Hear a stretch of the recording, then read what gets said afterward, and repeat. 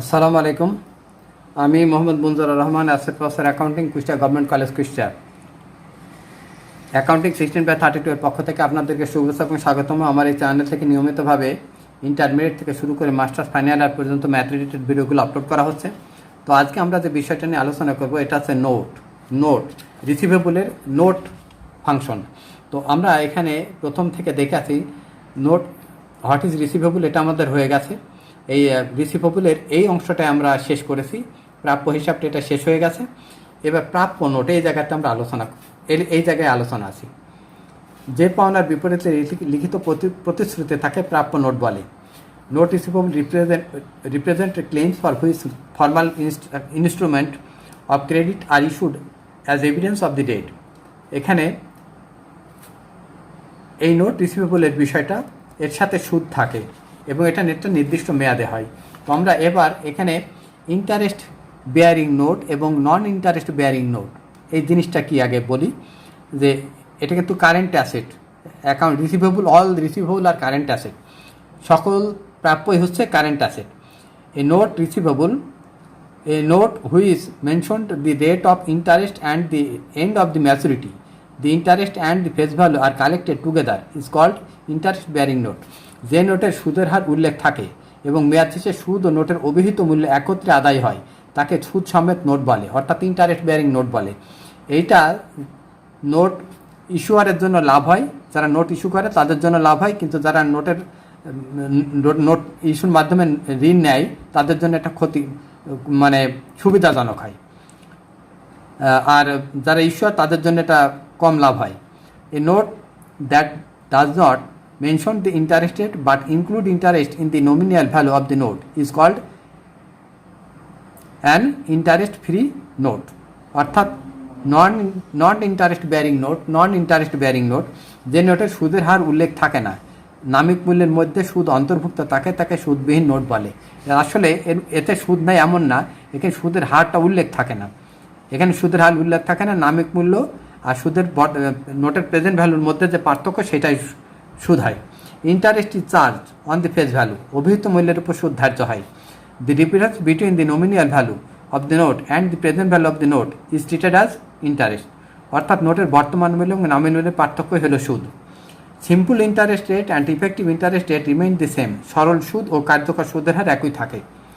The effective rate interest is higher than simple interest rate, কার্যকর সুদের হার সরল সুদের হার এখানে বেশি হয়। Face value and interest are collected together at the maturity, at the end of the maturity, অর্থাৎ মেয়াদ পূর্তিতে নোটের সুদ এবং নোটের অভিহিত মূল্য একত্রে আদায় হয়। Only face value is collected at the maturity date, শুধু মেয়াদ পূর্তিতে নোটের মূল্যটা আদায় হবে। তাহলে আপনি এটা একবার ভিডিওটা থামাই দেবেন। আর এখানে আগে নোটটা কাকে বলে, সেটা যে পাওনার বিপরীতে লিখিত প্রতিশ্রুতি থাকে তাকে প্রাপ্য নোট বলে। এই নোট কয় ধরনের, একটা ইন্টারেস্ট বেয়ারিং নোট আর একটা নন ইন্টারেস্ট বেয়ারিং নোট। তারপর পার্থক্যটাকে আমরা আপনাকে বলে দিয়েছি। এবার আমরা একটা অঙ্কের মাধ্যমে একটা জার্নাল দেখবো এর নোট কীভাবে হয়। এবার এর সাথে কয়টা জার্নাল আছে দেখেন, ইন্টারেস্ট বেয়ারিং নোটের জার্নাল আর নন ইন্টারেস্ট বেয়ারিং আর জিরো ইন্টারেস্ট বেয়ারিং নোট, এটার জার্নালটা দেখেন। এখানে দেখেন, এখানে নোট কিভাবে সৃষ্টি হয়। নোটটা সৃষ্টি হতে পারে আমরা সেলসের মাধ্যমে হতে পারে, নগদ টাকা প্রদানের মাধ্যমে হতে পারে, প্লান্ট অ্যাসেট সেলের মাধ্যমে হতে পারে। নোট সৃষ্টি হয় সেলসের মাধ্যমে, সেলস অন ক্রেডিটের মাধ্যমে হতে পারে, আর সেলস সার্ভিস অন অ্যাকাউন্টের মাধ্যমে হতে পারে, অথবা নগদ প্রদানের মাধ্যমে হতে পারে, অথবা প্লান্ট অ্যাসেট সোল্ডের মাধ্যমে হতে পারে। তাহলে জার্নাল হচ্ছে note receivable debit, account receivable or sales or cash or plant asset credit. এখানে দেখেন note receivable debit, discount on note receivable debit, discount on note receivable এখানে ডেবিট। আর cash, sales, account receivable, plant asset যে কোনো একটা হতে পারে, নগদের মাধ্যমে হতে পারে, সেলসের মাধ্যমে হতে পারে, অ্যাকাউন্ট রিসিভেবল নিষ্পত্তির মাধ্যমে হতে পারে, বা প্লান্ট অ্যাসেট এর বিক্রয়ের মাধ্যমে হতে পারে ক্রেডিট, এটা ডেবিট। কিন্তু এবার হিসাবকাল শেষে, অর্থাৎ at the end of the accounting period, এই প্রাপ্য নোটের উপর অ্যাক্রুয়াল ইন্টারেস্ট রেভিনিউর জার্নাল দিতে হবে। Interest receivable note debit, interest revenue credit. এখানে হবে discount on note receivable debit, interest revenue note receivable note receivable credit. এবার মেয়াদ পূর্তিতে প্রাপ্য সুদের জন্য যখন মেয়াদটা শেষ হবে সেই সময় যে সুদটুকু প্রাপ্য হবে তার জন্য interest receivable debit, interest revenue note credit. এখানেও একই journal, discount on note receivable debit আর ইন্টারেস্ট রেভিনিউ ক্রেডিট। যদি দুটো হিসাবকালের মধ্যে হয় তাহলে দুটো দিতে হবে, আর একটা হিসাবকালের মধ্যে হলে একটা জার্নাল হবে। এবার মেয়াদ পূর্তিতে সুদ এবং আসল আদায়, ক্যাশ ডেবিট, ইন্টারেস্ট রিসিভেবল এইটা প্লাস এইটা, ইন্টারেস্ট রিসিভেবল ক্রেডিট। এই দুটো ইন্টারেস্ট রিসিভেবল ক্রেডিট আর নোট রিসিভেবল ক্রেডিট। এখানে শুধু হবে ক্যাশ ডেবিট আর নোট রিসিভেবল ক্রেডিট। মেয়াদ পূর্তিতে যদি নোটটা প্রত্যাখ্যান হয় account receivable debit, interest receivable note credit আর এই অ্যামাউন্টটা আর নোট রিসিভেবল ক্রেডিট। এখানে হবে account receivable debit, interest note receivable credit. এবার নোট যদি বাটা করা হয় তাহলে ক্যাশ ডেবিট হবে, ইন্টারেস্ট এক্সপেন্স ডেবিট হবে আর ইন্টারেস্ট রেভিনিউ ক্রেডিট হতে পারে, আর নোট রিসিভেবল এখানে ক্রেডিট। এখানে ইন্টারেস্ট রেভিনিউ হয় না সাধারণত, কারণ নোটের মূল্যের চাইতে যদি বেশি দামে কেউ নেয় তখন ক্ষেত্র বিশেষে হতে পারে। এখানে cash debit, discount on note receivable debit, interest revenue credit আর নোট রিসিভেবল ক্রেডিট। এখানে ইন্টারেস্ট রেভিনিউ না থাকতে পারে। এবার আমরা অঙ্কে যাব, এই জার্নালগুলো কিভাবে তৈরি হয় দেখেন এবং নোটের মেয়াদ পূর্তিটা কিভাবে আসে। এখানে একটা অঙ্ক এখানে দেওয়া আছে। এই অঙ্কটা একটু বড় হবে, তবু আমাকে করতে হচ্ছে কারণ ফাউন্ডেশনের পরে একটা অঙ্ক এমনি প্রয়োজন হয়। এটা 2014 সালে পড়েছে, ন্যাশনাল ইউনিভার্সিটি কাইসুকে মেলের অঙ্ক। Rubaiya supply company has the following transaction related to note receivable during the last 2 months of 2014. The company does not make entries to accrue interest expense at December 31st. December 31st সে accrual রেভিনিউর কোনো journal দেয়নি। নভেম্বরের 1 তারিখ loan টাকা 30,000 cash to Luna company on a 12-month 10% note, sold goods to Ralpa incorporation receiving a টাকা 6,750 90 days 8% note, received a টাকা 4,180 days 9% note in exchange of Masud account receivable. Masud account রিসিভেবলের কাছে তাকে প্রাপ্ত ছিল, তার কাছ থেকে এক নোট পাওয়া গেল 4,000 টাকা 180 দিনে। Accrued interest revenue on all note receivable. Find out the maturity date of the note, journalize the transaction all note, adjusting entries, accrual interest revenue, record the collection of note at maturity 2015 but lunar note is dishonored। কিন্তু lunar নোটটা কি হলো? dishonored, master অঙ্ক। All এখানে দেখেন, এখানে এই নোটগুলো এখানে সুদের হার উল্লেখ আছে, ইন্টারেস্টেড মেনশন করা আছে, ইন্টারেস্টেড মেনশনড আছে, অতএব এই নোটটা আছে ইন্টারেস্ট বেয়ারিং নোট, অতএব জার্নালটা কিন্তু ইন্টারেস্ট বেয়ারিং নোটের হবে। এবার এই লুনার নোটটা দেখেন, এখানে লুনার নোটটা কত মাসের? 12 মাসের। লুনার নোটটা যদি 12 মাসের হয় তাহলে এখানে আমরা এখানে নভেম্বরের লুনার নোট, এখানে 12 মান্থ নোট, এটা কত সালের হয়েছে? 2014, এখানে 2014, তাহলে নভেম্বর টু ডিসেম্বর এটা কয় মাস হলো? 2 মাস। আর 2015 সালে 10 মাস, 2015 সালে 10 মাস, তাহলে এখানে অক্টোবর এখানে অক্টোবর 1 তারিখ হবে, অক্টোবর এখানে 10, তাহলে ম্যাচুরিটি ডেট হবে এখানে পিরিয়ড, টোটাল পিরিয়ডটা কত? এখানে 12 মাস, তাহলে ম্যাচুরিটি ডেট হবে নভেম্বর 1, 2015। এখন ইন্টারেস্ট হবে 2014 সালে এই 2 মাসের আর 2015 সালের হবে 10 মাসের। এবার এই নোটে আসেন, sold goods to Ralpa incorporation receiving, এইটা এখানে কত ডেজ? 90 ডেজ। এটা মাসে ছিল, মাসে হিসাব করেছি। এবার আমাদের দিনে আছে, দিনে হিসাব করতে হবে। তাহলে দিনের যদি হিসাব থাকে, এটা আমরা ডিসেম্বরের 11 তারিখে দিয়েছি, তাহলে এখানে 2014, এখানে দেখেন 2014 ডিসেম্বর 31 থেকে এই 11 দিন বাদ দেন, কারণ এই নোটটা হয়েছে ডিসেম্বরের 11, তাহলে এখানে কত হয়? 20 ডেজ। এবার 2015 সালে আসেন, তাহলে 2015 সালে আমাদের জানুয়ারি মাস কত দিনে হবে? 31 31 দিন। এখানে নোটার মেয়াদ হচ্ছে মোট হচ্ছে টোটাল হচ্ছে 90 দিন, 90 ডেজ। তাহলে ফেব্রুয়ারি তো কত দিন নিতে হবে? ফেব্রুয়ারি তো 28 দিন। ফেব্রুয়ারিতে আমরা কত নেব? ফেব্রুয়ারিতে আমরা নেব কত? 28 দিন। তাহলে আমাদের টোটাল হলো কত? এখানে এই 20, 31 আর এইটা যোগ করলে আমাদের টোটাল এখানে হচ্ছে 79 দিন। এবার এই 90 দিন থেকে 79 বাদ দেন, এটা থেকে এটা বাদ দেন, এটা থেকে এটা বাদ দিলে আমাদের এখানে 11 তারিখ হচ্ছে। তাহলে এখানে মার্চের 11 তারিখ হবে, নোটের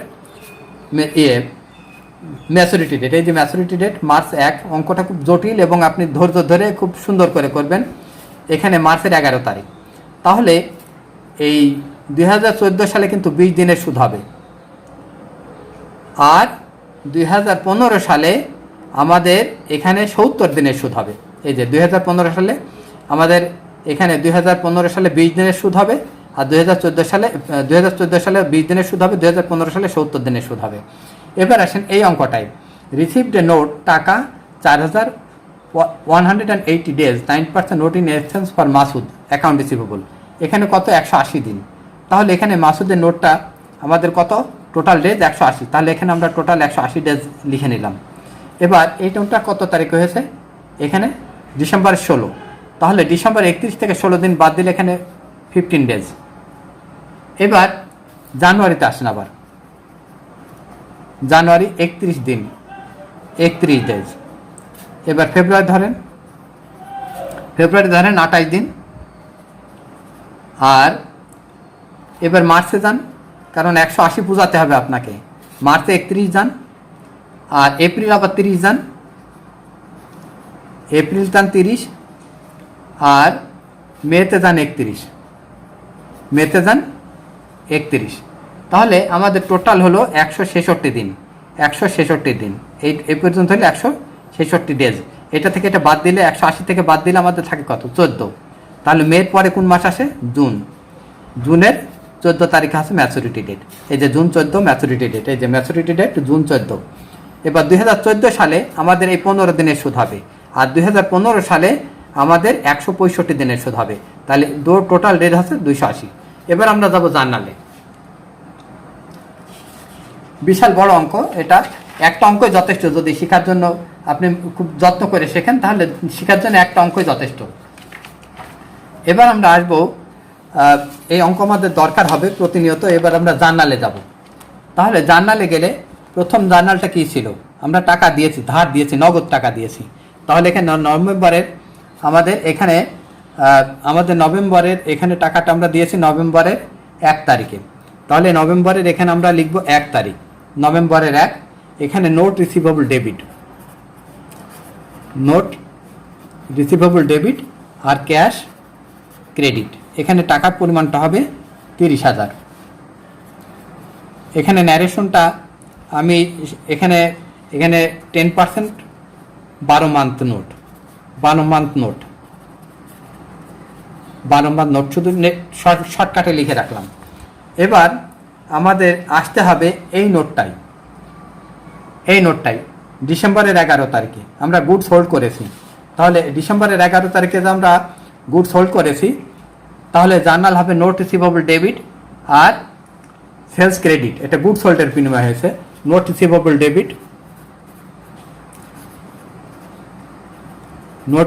ডেবিট আর সেলস ক্রেডিট। তাহলে এখানে দেখেন, এখানে কত টাকা নোট রিসিভেবল হয়েছে? মাল বিক্রি করেছে 6,750। আপনি ঘর কেটে নিয়ে আমার সাথে সাথে প্র্যাকটিস করবেন। এখানে 90 ডেজ 8% নোট। এখানে আমি সংক্ষেপে লিখে রাখছি 90 ডেজ। এখানে হচ্ছে এই নোটটা ছিল হচ্ছে আমাদের 10% 12 মান্থ নোট। এটা 12 মান্থ 10%। এটা না থাকলে অসুবিধা হবে। আর এটা হচ্ছে আমাদের গুডস হোল্ড 90 ডেজ 8%। 90 ডেজ 8% শর্টকাটে লিখে রাখলাম আমরা। এবার আমাদের এইটাই যেতে হবে, রিসিপ্ট এই টাকা 4,000 180 days 9% note in exchange of Masud. তাহলে এটা হবে note receivable debit note receivable debit আর অ্যাকাউন্ট রিসিভেবল মাসুদ। তাহলে দেখেন নোট রিসিভেবল কয়ভাবে সৃষ্টি হচ্ছে। এটা হচ্ছে নগদ টাকায়, এটা হচ্ছে বাকিতে, এটা পণ্য বিক্রিতে, এটা অ্যাকাউন্ট রিসিভেবলের মাসুদ। তাহলে এখানে পরিমাণটা ছিল, মাসুদের পরিমাণটা ছিল আমাদের এই যে মাসুদের নোটের পরিমাণ, মাসুদের পরিমাণ 4,180 দিন 90%। এখানে 4,180 ডেজ আর সুদের হার হচ্ছে 9%। এবার আমাদের এখানে বলে দিয়েছে accrued interest on all note. তাহলে আমাদের নোটের উপর সুদ ধরতে হবে। এবার নোটের উপর সুদ ধরতে হবে। এবার দেখেন ইন্টারেস্ট রিসিভেবল ডেবিট, একবারে দিচ্ছি ইন্টারেস্ট রিসিভেবল ডেবিট আমাদের 1 নম্বর ওয়ার্কিং হয়ে গেছে। আমাদের এখন এইটা চলছে, সি নম্বরটা চলছে, জার্নালাইজ হয়ে গেছে বি। এবারে এই সি নম্বর রেকর্ডটা চলছে, এটা কিন্তু রেকর্ড সি, এটা রেকর্ড সি, আর এটা হচ্ছে বি, এই রেকর্ড বি এটা। আর 1 নম্বর ম্যাচুরিটি ডেট ছিল রেকর্ড এ। তাহলে তো আমরা এখানে নোটের ম্যাচুরিটি ডেট করেছি বা জার্নাল করেছি। এবার অ্যাডজাস্টিং জার্নাল এন্ট্রি হিসাব করতে হবে। তাহলে অ্যাডজাস্টিং জার্নাল এন্ট্রি যদি করতে হয়, আমাদের এই পর্যন্ত আমরা করে এসেছি। এখন অ্যাডজাস্টিং জার্নাল এন্ট্রিজের এই নোটটা ছিল 12 মাসের। তাহলে interest receivable debit note, interest receivable note debit আর ইন্টারেস্ট রেভিনিউ ক্রেডিট। তাহলে 30,000 গুণ 10% গুণ 2/12, এর পরিমাণ টাকা 500। আর এইটা ছিল, এই নোটটা ছিল 11 তারিখ। তাহলে এখানে হবে 20 দিন, অর্থাৎ 31 মাইনাস 11, তাহলে এখানে হবে 20 দিনের, অর্থাৎ 6,750 গুণ 8% গুণ 20/360, এরপরে আমরা 30 টাকা। আর এইটার হবে 4,000 গুণ 9% গুণ এখানে হবে 31 মাইনাস 16, অর্থাৎ 15 দিনের বাই 360, 680 টাকা। এবার আমাদের যে কাজটা করতে হবে যে এবার record the collection of the all note at maturity date. তাহলে এখানে এই ম্যাচুরিটি ডেট বাট নোলার যে ডিজনার, এর মধ্যে এই নোটটা ম্যাচুরিটি হবে অক্টোবর মাসে, এখানে নভেম্বরের 1 তারিখে হবে, এটা নভেম্বরের 1, এটা হচ্ছে মার্চে, আর এইটা হচ্ছে জুনে। তাহলে এইটা আমরা আগে দিতে হবে, এই জার্নালটা আমাদের আগে দিতে হবে। তাহলে এই জার্নালটা যদি আগে দিতে হয়, আমাদের এই জার্নালটা আগে দিলে এইটা আমাদের হয়ে গেছে ইন্টারেস্ট রিসিভেবল ডেবিট আর ইন্টারেস্ট রেভিনিউ ক্রেডিট। তাহলে এখানে একটু আমাকে রাখতেই হচ্ছে। তাহলে এখানে দেখেন এই নোটটা আমাদের এখানে সুদটা কত দিনের হবে, 20 দিনের ওই বছরের আমরা ধরেছি। এখন আমাদের 70 দিনের সুদ হবে। এর টাকার পরিমাণ ছিল আমাদের 6,750 টাকা, এর পরিমাণ ছিল 6,750 টাকা। এই নোটটার পরিমাণ ছিল আমাদের ডিসেম্বর 31, 90 ডেজ নোট। এটা হচ্ছে আমাদের এই নোটটা ছিল, এই রালপার কোম্পানির এই নোটটা ছিল হচ্ছে 90 দিনের। তাহলে এখানে আমাদের সুদের পরিমাণ হবে 6,750 গুণ, এটার পরিমাণ ছিল 9% গুণ এখানে আমাদের 70 দিন হবে, 70 বাই এখানে 90, এখানে ছিল আমাদের 90 দিনের, 70 বাই এখানে হবে 360। তাহলে 70 বাই 360, এটা 70 বাই 360, এখানে 70 বাই 360 পরিমাণটা হচ্ছে 6,450 গুণ 0.09,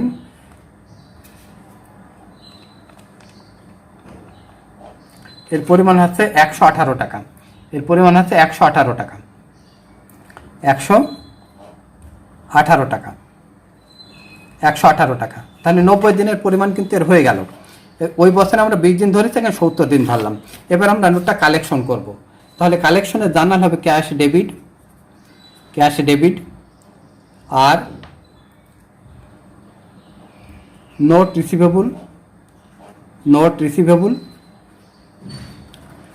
রিসিভেবল ক্রেডিট, ইন্টারেস্ট রিসিভেবল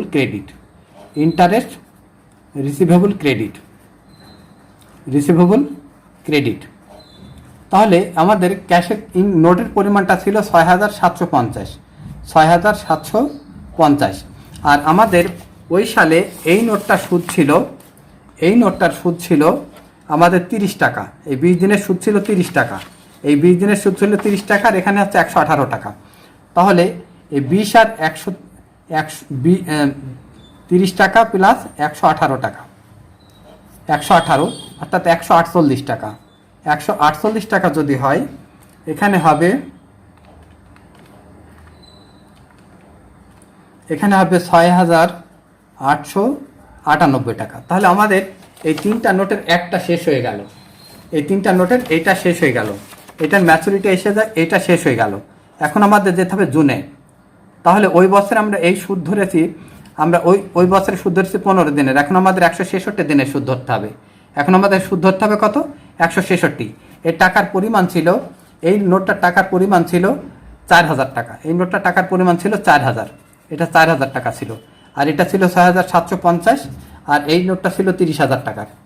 তাহলে আমাদের 4,000 টাকার এখন সুদ ধরতে হবে। তাহলে আবারও একই জার্নাল, এখানে জুনের 14 তারিখ আসবে, কারণ আমি জুনের 14 তারিখ কেন নিচ্ছি, এই যে ম্যাচুরিটি ডেট আমার জুনের 14। এখানে আপনি আবার লেখেন ক্যাশ, এই দুটো জার্নাল আবার রিপিট হবে। ইন্টারেস্ট রিসিভেবল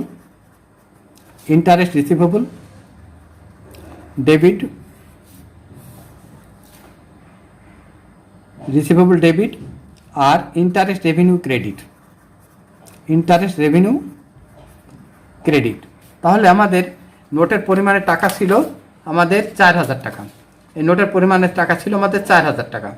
এই নোটের পরিমাণের আমাদের টাকা ছিল, এই নোটটা, মাসুদের নোটটার পরিমাণ ছিল 4,000 টাকা। তাহলে এইটা 4,000 টাকা যদি হয়, তাহলে 4,000 টাকার আমার সুদ ধরতে হবে। এখন 4,000 গুণ এর সুদের হার ছিল আমাদের, এইটার সুদের হার ছিল 9%। তাহলে এখানে আমরা ধরছিলাম, এই যে দেখেন 9%, 4,000, 15/360। তাহলে এখন আমি কত ধরবো? 165 ধরবো। গুণ 9% গুণ 165/360। তাহলে এর পরিমাণটা হচ্ছে আমাদের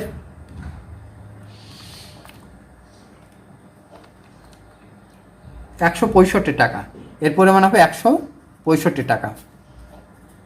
এবার এর কালেকশন করতে হবে। আবার কালেকশন করলে জার্নাল, এই যে একই জার্নাল, ক্যাশ ডেবিট আর নোট রিসিভেবল ক্রেডিট আর ইন্টারেস্ট রিসিভেবল ক্রেডিট। এখন ইন্টারেস্ট রিসিভেবল নোট রিসিভেবলের পরিমাণ ছিল 4,000 টাকা। আমাদের এই নোটটা চলছে, এখন আমাদের এই নোটটার কাজ চলছে 4,000 টাকা। তাহলে এখানে আমাদের সুদ গেছে কিন্তু 169 টাকা। এই 15 দিনের সুদ গেছে কিন্তু 169। আর এখানে কত হলো? এখানে 165। তাহলে 159 প্লাস 165। তাহলে এর পরিমাণটা হচ্ছে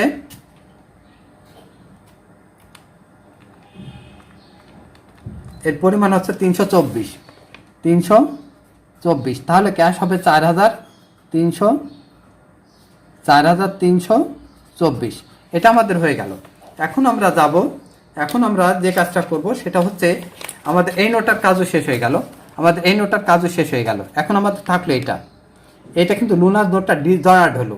তো ডিজনার্ড যদি হয়, তাহলে আমাদের ডিজনার্ডের এন্ট্রি দিতে হবে, কিন্তু তার আগে আমাদের সুদটা হিসাব করে নিতে হবে।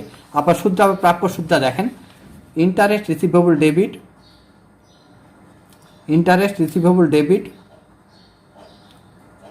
Interest revenue credit. তাহলে এখানে আমরা 2 মাসের সুদ ধরছিলাম, এখানে 10 মাসের ধরবো। তাহলে 30,000 টাকার উপরে 30,000 গুণ 10% গুণ 10/12। এর পরিমাণটা আসছে আমাদের